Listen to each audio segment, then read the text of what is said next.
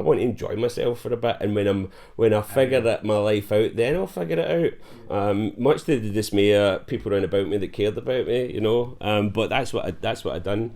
And it was actually quite an unfortunate series of events that led to me leaving Scotland.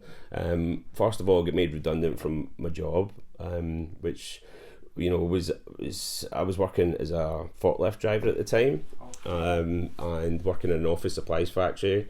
Really tedious work, but I worked with great people, but worked like back shifts, so we started at 12 in the afternoon, we could finish at 10, 11, 12 o'clock at night sometimes, just till the job was done. Luckily I had a great bunch of people I worked with, but I ate up all my day, every day, and when we got made redundant, the company shut down. I got a small bit of money, I got a couple of grand, and with that I decided to buy a computer and a set of speakers. Nothing fancy, but just something to kind of really push the musical side that I'd been dabbling with for years. And then, you know, and more unfortunate stuff happened. There was like local gang violence and stuff that was starting to affect my life, and it encroached it so much that I literally, you know, back to that scenario, you can go down two paths. It was like, I'm either going to end up in jail or dead, or I can leave. So, you know, I've literally told the students at the college this story, and, you know, I've said it a few times before. I almost had to flee out of Glasgow. I fled the place. Kind of fearing for my life, fearing for my future, and I met a good friend, who became a good friend, a guy from Barrow and Furnace, my buddy Thine Brody, who kind of offered me a way out. He gave me he said he could get me a flat in Barrow and Furnace, which is just in the northwest of England rather, and it was just, I would take anything at that point just to get out of where I was, and, you know, I was at a point in my life where I'd left home. I'd left home years before that, my parental home, but I left, you know, my support network, I guess, anything I had, all friends, family, everybody. I moved into this flat above a smelly little flat above a shop, on a place called Barrow Island. I was like, I'd lost my job, so I was like, had to sign on the dole, and I can remember we had a big party before I left, so I'm like lying on the floor of this flat. I've got like all my furniture and stuff that I'd packed up in a van and brought down with me. There's like no carpet on the floor. I'm lying on the floorboards, literally crying, just like, what is happening in my life?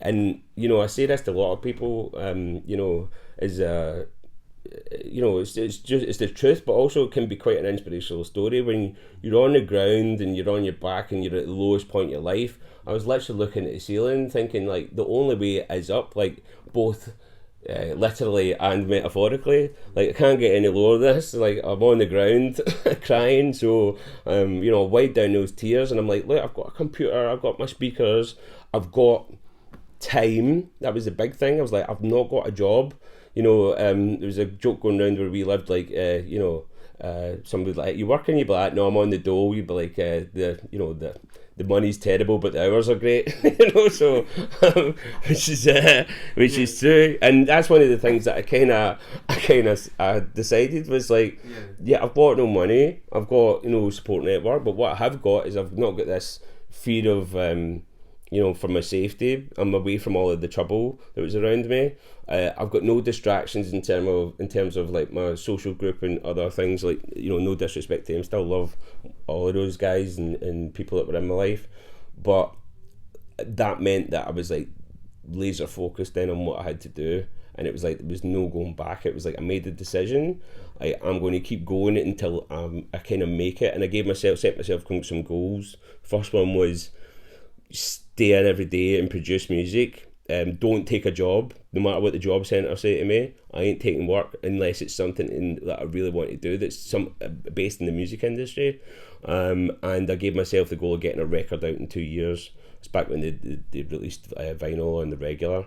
And I managed to release my first record in a year's time. So, years from being on the back on my floor, in tears, looking at the ceiling, to a year later, having my first record release, I was back on the floor crying again, but this time tears of joy.